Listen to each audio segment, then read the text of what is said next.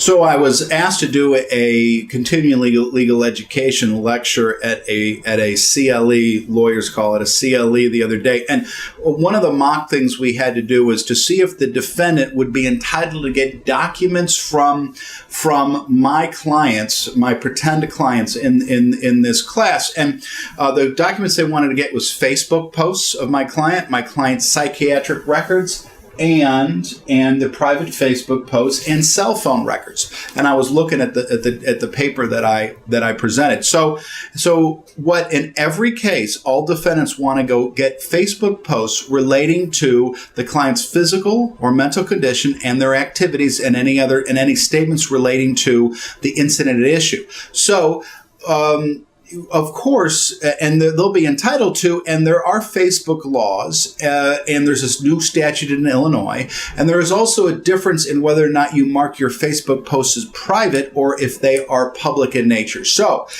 if they're private, they're less likely to be produced. But if someone injured in a car accident case is posting on the Facebook page that it was really their fault in the accident and they're not really hurt, that ought to go to the defendant, because that's not fair to say otherwise and then have a Facebook post saying something different.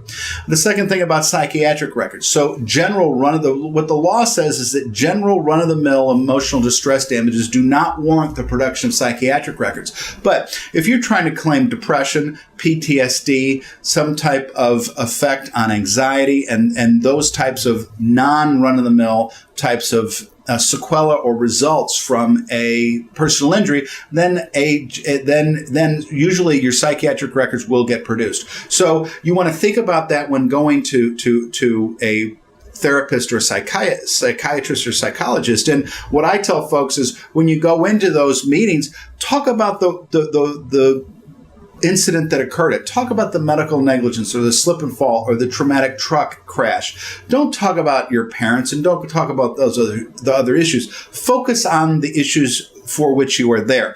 That is why you're needing therapy. That is the acute nature of that. Now, again, mental health practitioners like to get in a lot of different areas, but try to focus on the incident that you're there for.